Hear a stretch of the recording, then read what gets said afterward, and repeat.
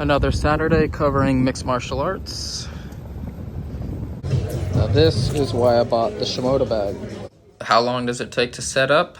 0 seconds. Pull it out of the bag and ready to go. That is what I'm trying to achieve with this rig and bag, and it's working out flawlessly.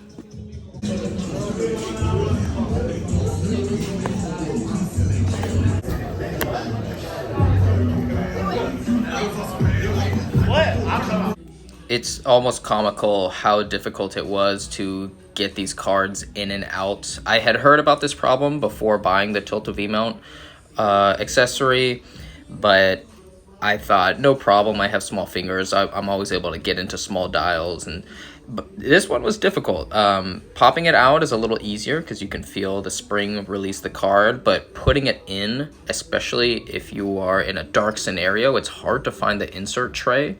I wish the door opened up to 90 degrees like the C70. This one opens up 45 degrees, which makes it hard. You know, granted, you're not supposed to have the V-mount on there. And I wish the insert tray was angled 45 degrees like the FX9. That would make things a lot easier. And then I need to format all of my cards because there's a high possibility that I will use up all the media, need to dump footage, and then format again and continue shooting. Now I have a corporate shoot next week and I'm using this shoot as an opportunity to test my gear. So the V-mount says 6 hours remaining. That is only powering the camera. And one of the things when you're filming MMA is you have to be super conscious of the chain link fence. You want to have a large aperture, 2.8 or below, to blur it out, and you want to slam the camera up as close as you can to the fence so that it blurs out. Otherwise, you have these crisscross checker patterns across all your footage, and it's annoying. So here's the beautiful camera. I'm so happy with how it came out, and especially my monitor system. So this allows me one-handed tilt operation. I can change the distance if I'm on shoulder or sitting down.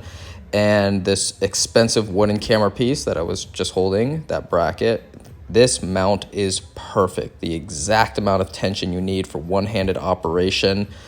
It is extremely expensive, but I'm glad I got it. I need to cut the audio on this since it's a copyrighted song, and now I'm trying to make some money off of AdSense.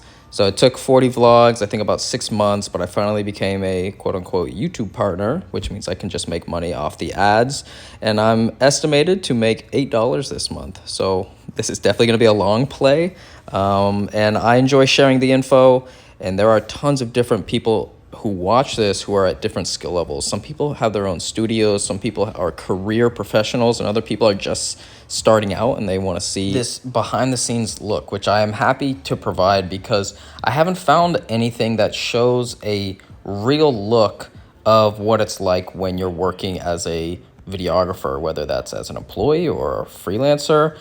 It always seems too curated and like they're just showing the good parts, whereas I'm trying to show exactly how it goes from the moment you walk in to leave. What questions do you ask? Should you figure something out yourself? When do you arrive? All of that good stuff. So you can see the camera's in my chest and the monitor is way up in front, just like a traditional ENG camera, and it doesn't have to be like this anymore. This was the Komodo I used a few shoots ago, and I am not a fan of the monitors being on top of the camera because it's just not a position that you would hold for long times. You either have it on the side like a traditional EVF, or that's it. That's where I want it. I want it on the side. Especially if I'm sitting down on a chair and doing an interview, I can't look up on the top of the camera to see the monitor that is in the middle and partially obstructed. So I much prefer having it off to the side and having a tilt function. To me, it's a much, much better design.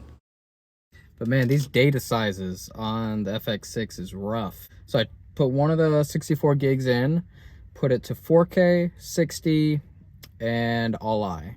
And it gave me 13 minutes. I'm gonna burn through these cards, and that is different than coming from the C70. For the most part, I'm a higher DP, so I don't usually edit anyways. In this case, I am making reels out of this, and if you guys want to see the reels, it goes up onto their their Instagram, look at my Instagram in the comment or the description, and you can see some of the work from these types of shoots that I've put up there. Those are all with C70s that you see on there, and it looks fantastic. So just getting used to this camera. This is how you know you're at an event in Florida.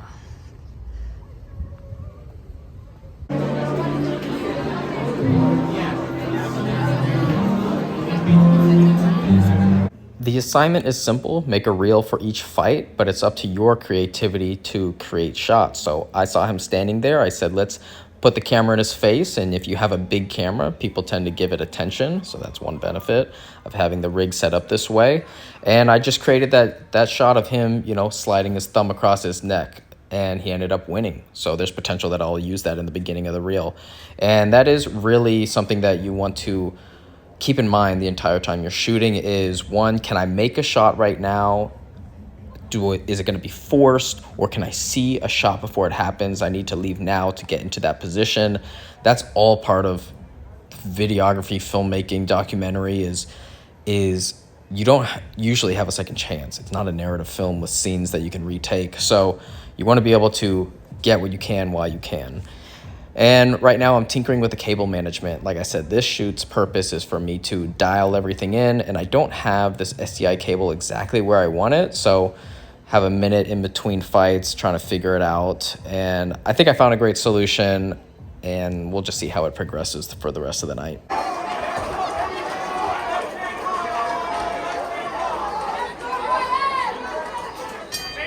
One of the main differences between the C70 and FX6 is the C70 is shaped like a DSLR, which means it's perfect for gimbal operation.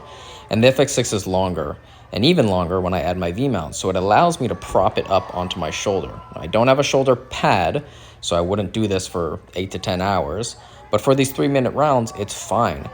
And the most important part is the side handle rotates. The C70 did not allow me to do that, so it would pinch your wrist. Whereas on this one, like that, I can just rotate it, and the balance is better, the weight distribution. It is not pinching my wrist and the joints and the nerves, which can really, really get annoying. And then just like that, I can rotate it right back, throw the camera back on my shoulder. And that is what I have been yearning for with this FX6. That's how I wanted to use it.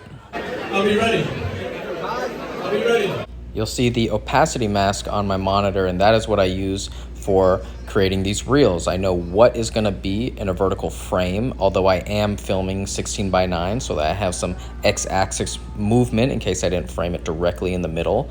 The C70 had this, and I'm super glad that the FX6 has this, and that is how I filmed the entire night. I keep those frames on there.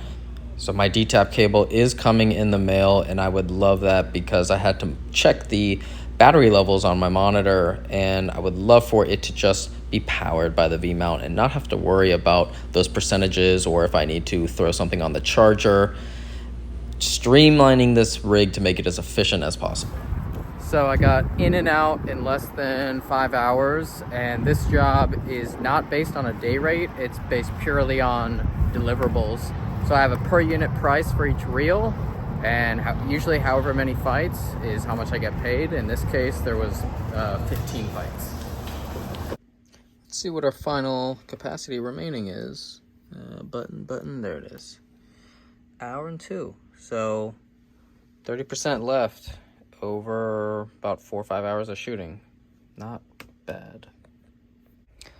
I wanted to show you guys this proposal before I sent it out, a simple scope of work outlining what I'll be doing and the cost associated with it. So simple conference job. It will be filming a speaker on stage for about an hour and a half.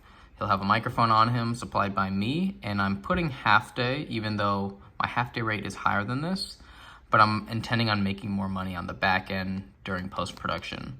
So we're gonna film the whole thing and chop it up into social media bites for most likely LinkedIn.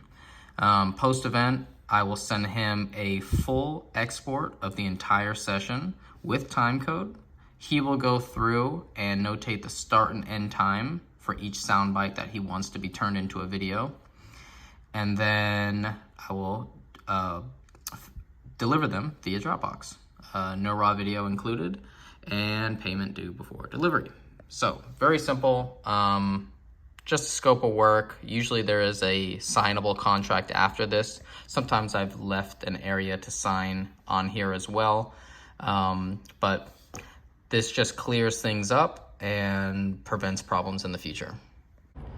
Well, this is an interesting work day. I have 3 phone calls, 30 minutes each, 4 o'clock, 4:30, and 5. So hopefully everything starts on time. 3 completely different clients, and all pre-production. My buddy told me that he is constantly being sought out by this production company and he has no availability for them. So he said, why don't you contact him? This is typically what I send when I'm in that situation, and hopefully we can help each other out and work together. Let's jump 8 hours into the future where those people reached back out and said, let's schedule a call. So I need to transfer all that footage from yesterday, and I just bought this for my corporate job on Tuesday. The interview will be conducted via Zoom, and I don't want to use this heavy laptop, so we're going to use my iPad instead and be able to put it on a lightweight flash stand. Very excited about this, and I think the client will like it as well.